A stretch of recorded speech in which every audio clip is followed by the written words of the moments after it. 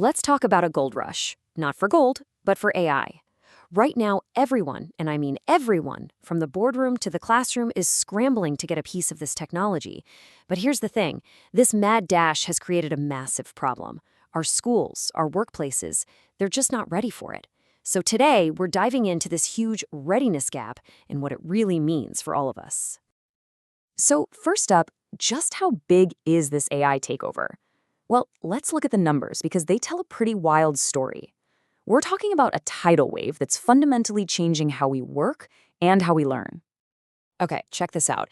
In the job market, the demand for AI skills is just exploding. We're talking about more than 628,000 job postings in 2024 alone that required at least one AI skill.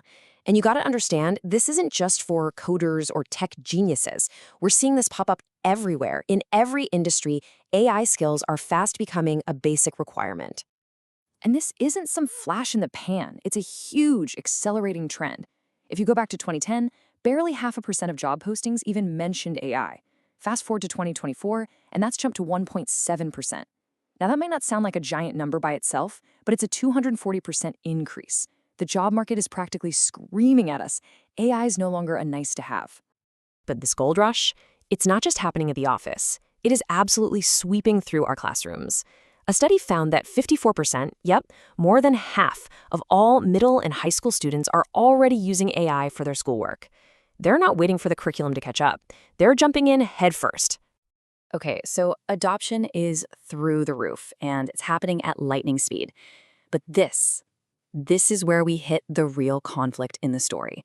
While everyone is using AI, the institutions themselves, our schools, our companies, are completely unprepared. They're playing a frantic game of catch-up. And honestly, they're losing. And here's the paradox that school leaders are stuck in. On one hand, 65% of them say generative AI is their #1 priority. They know it's the future. But in the very same breath, they admit their biggest hurdle is that their teachers haven't been trained to actually use it.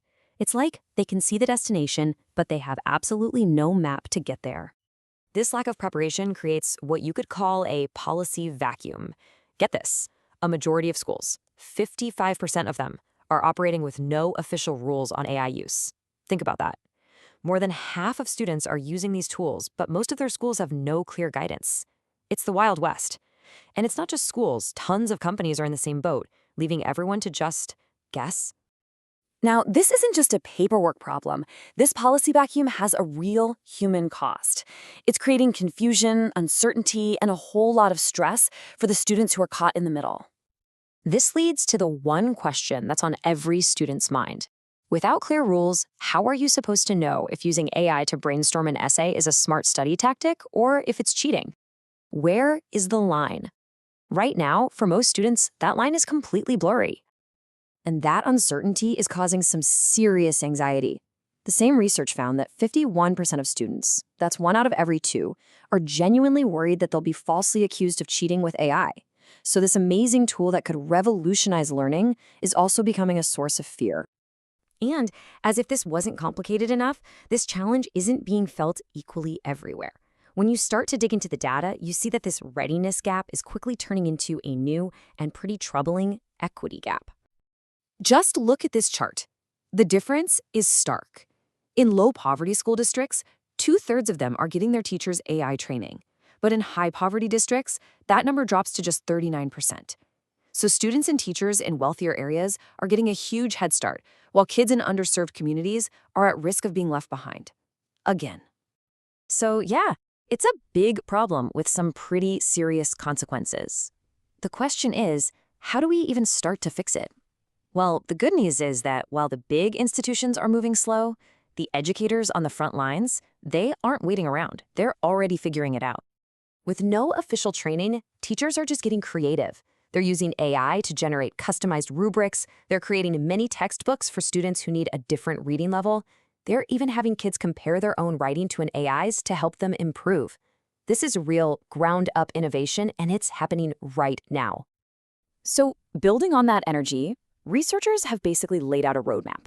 Step 1, states need to offer clear guidance, so every school isn't starting from scratch. Step 2, schools have to define the rules about cheating.